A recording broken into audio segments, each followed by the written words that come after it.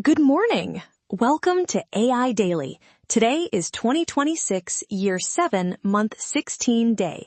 We have summarized 5 news items for you in this episode, covering the big and small things in the AI sector yesterday on 7-month 15 day. And it was quite a day. We have a story about millions of stolen songs, a legal first for AI deepfakes, a Chinese AI giant racing back to investors, and OpenAI's first physical product finally revealed. Stay with us, it's a lively one.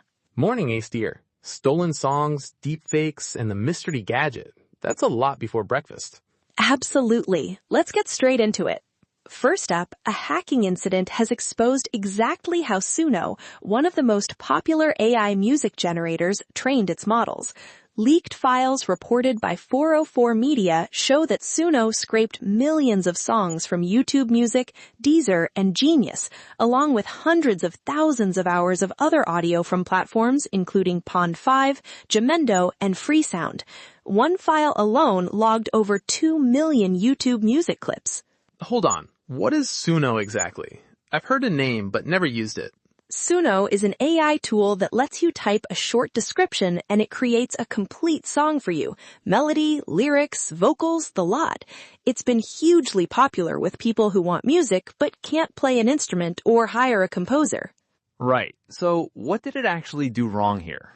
The core question is whether it had permission to use all that music. To build an AI that makes songs, you first have to teach it by feeding it enormous amounts of existing music. The leaked code shows Suno used automated tools to download audio in bulk, what's called scraping, from platforms that explicitly ban that kind of mass copying. So it's a bit like photocopying an entire library without asking? That's a very apt way to put it. The music industry's position is that artists' recordings are protected by copyright, and using them to train a commercial AI without consent or payment is infringement. Suno's defense has been a legal concept called fair use, which in some cases allows limited use of copyrighted material without permission for criticism, education, that sort of thing. But whether training a commercial product qualifies is genuinely unsettled law. Did anything else leak besides the scraping instructions? Yes, and this part is concerning from a consumer angle. Customer data was also accessed. Email addresses, phone numbers, and payment details. Suno said it became aware of a breach back in November 2025 and contained it quickly, and that it didn't consider individual notifications necessary under privacy law. But some affected customers told reporters they never heard a word from the company. That seems like something people would want to know. Most people would agree. The Suno story matters on 2 levels. It's the clearest window yet into what AI music companies actually feed their models, and it raises real questions about whether artists were ever compensated or even consulted. Whoever wins the court cases will set a precedent for the whole AI training industry. So the takeaway is, next time you generate a hit song in 30 seconds, somewhere a real musician's recording probably helped make that possible, without their knowledge. Exactly. And the law is still catching up with that reality. Speaking of law catching up with AI, let's move to story 2. xAI, the AI company founded by Elon Musk, has filed a lawsuit against a man in South Carolina named Terry Wayne Harwood. xAI claims Harwood deliberately bypassed the safety controls in its Grok chatbot to generate and distribute child sexual abuse material, known as CSAM, using deepfake techniques to alter real photographs of minors. That's deeply disturbing. What exactly is a deepfake in this context? A deepfake is a synthetic image or video created by AI that replaces or alters a real person's appearance. In the most harmful form, it can take an ordinary photograph of a real person and generate a sexualized version that never actually happened. The result looks convincing but is entirely fabricated. And Harwood was already facing criminal charges.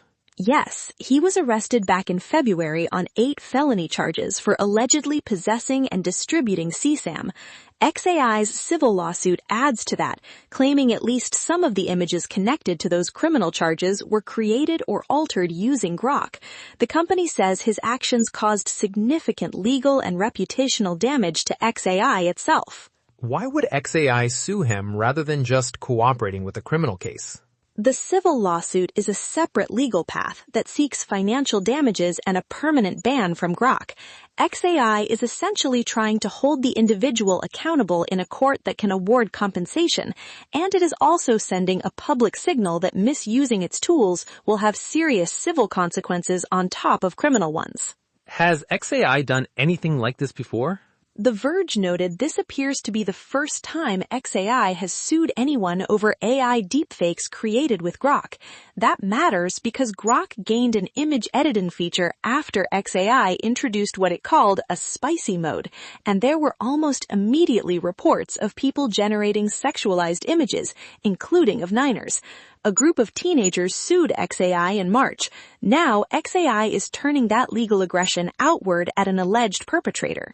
So Grok's own features may have made this easier to begin with. That is the uncomfortable paradox. The company expanded the tool's capabilities, and those capabilities were then abused in the worst possible way. xAI's response is to prosecute the individual abuser, which is right, but it doesn't fully resolve questions about whether such powerful image editing capabilities should have had stronger safeguards from the start. The takeaway for me is that when AI can convincingly alter photographs, the responsibility for what it produces can't sit only with the end user. The companies building these tools carry some of that weight too. A very important point, and one that regulators around the world are wrestling with right now. Let's shift to something very different: money and ambition. Deepseek, the Chinese AI company that shocked the world earlier this year with a powerful open-source model built at surprisingly low cost, has reportedly launched a second round of fundraising at a valuation of roughly $71 billion. That is 37% higher than its first round, which only closed about 6 weeks ago. According to reports cited by Quantum Bit, including the Financial Times, Deepseek is also planning an IPO, a stock market listing, as early as late 2026, with a 2027 target. Wait, this is the company that said it didn't want to do fundraising or roadshows? What changed? One word: compute. Deepseek wants to build its own data centers, buy more AI chips, and develop next-generation agentic AI systems. All of that is enormously expensive. The company is also reportedly developing its own custom AI inference chip, in other words, hardware specifically designed to run its own models, and has been hiring aggressively for data center engineers, infrastructure specialists, and researchers. What is an IPO for people who haven't heard the term? An IPO, initial public offering, is the first time a private company sells shares to ordinary members of the public on a stock exchange. Before an IPO, only specific investors can own a piece of the company. After it, anyone can buy in.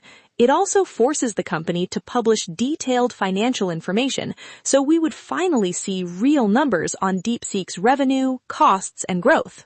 2 fundraising rounds in 6 weeks is extraordinary. Does that not worry investors? Some will raise an eyebrow, yes, but the argument from Deepseek's side is that the AI infrastructure race has intensified so rapidly that any company which doesn't lock in computing capacity now will fall behind within years.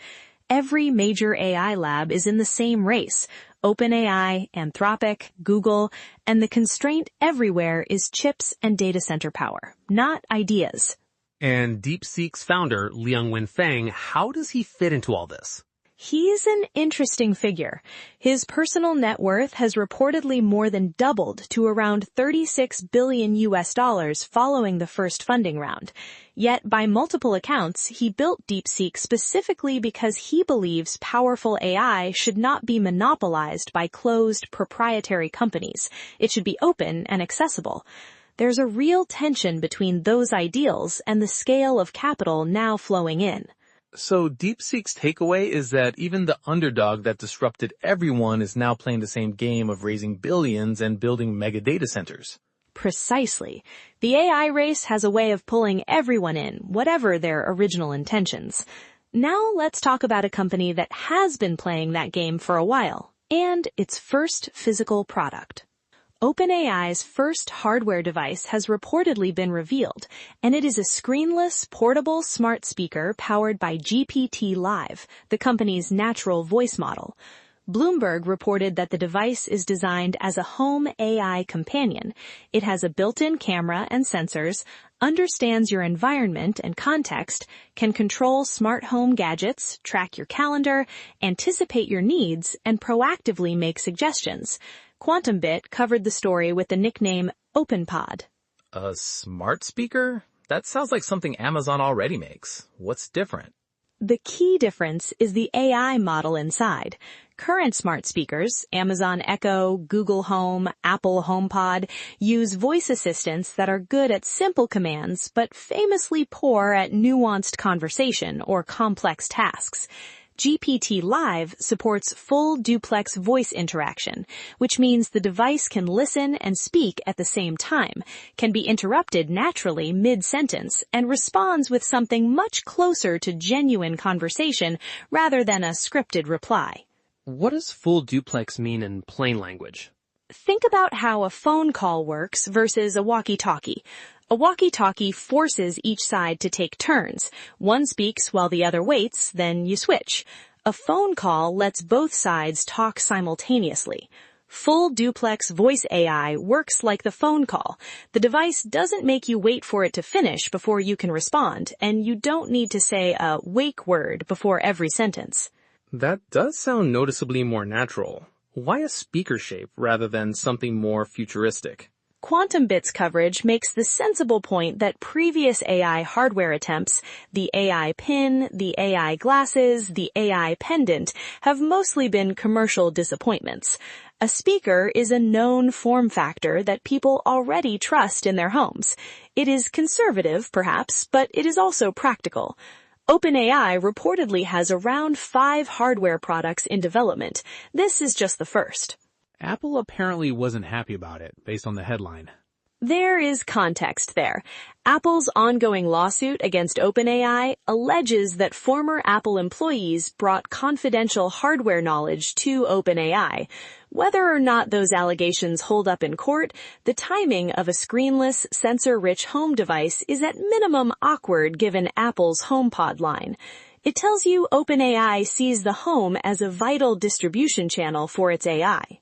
So Deepseek's takeaway is that even the underdog that disrupted everyone is now playing the same game of raising billions and building mega data centers.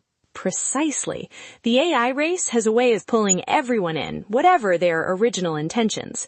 Now let's talk about a company that has been playing that game for a while, and its first physical product.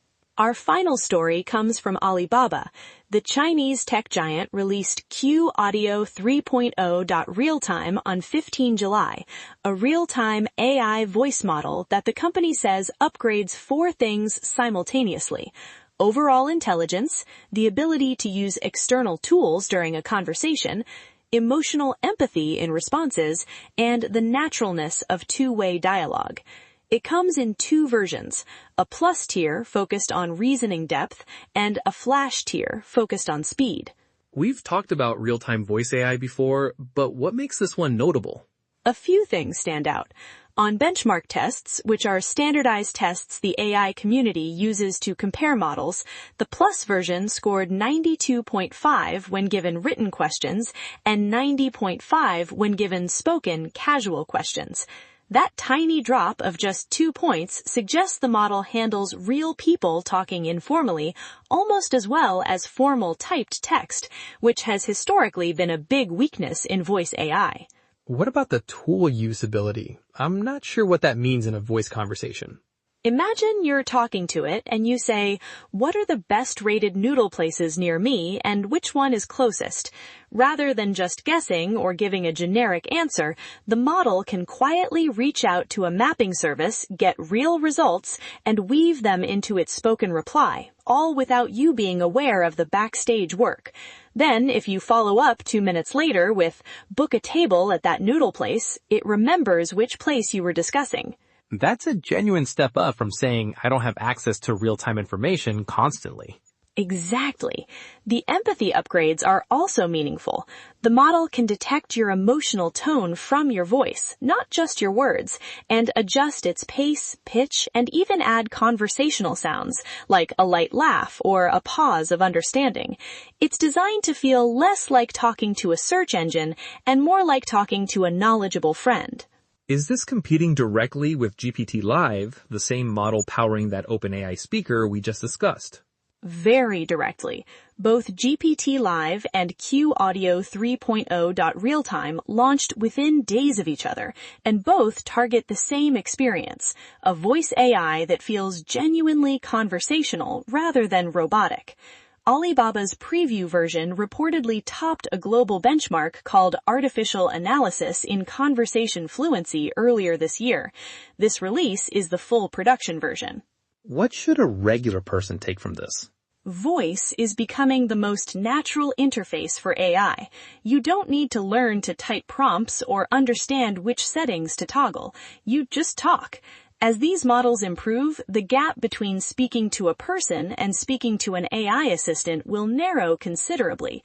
The remaining question is whether people are comfortable with that and what happens when the AI sounds so natural that you forget what you're talking to.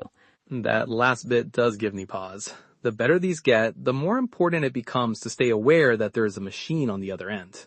A wise note to end on. Looking at today's 5 stories together, my simple thought is that AI is getting deeper into everything. Our music, our homes, our voices, our laws, and the rules for all of it are still being written in real time. That sums it up perfectly. Today's stories show AI moving beyond software into courts, living rooms, and the financial markets, and each move brings a new set of questions about accountability, safety, and who holds the power. The pace of change is genuinely faster than the systems designed to manage it. Today's mandatory source sweep covered TechCrunch, which had no verified articles in the window, The Verge, and QuantumBit. All 5 selected stories came from The Verge and QuantumBit, verified by direct crawl and RSS timestamp analysis. Thank you for starting your morning with AI Daily. We'll be back tomorrow with another clear, jargon-free look at what matters in AI. Take care. Keep your curiosity sharp. And remember, just because an AI sounds confident doesn't mean it's right. Have a wonderful day. Goodbye.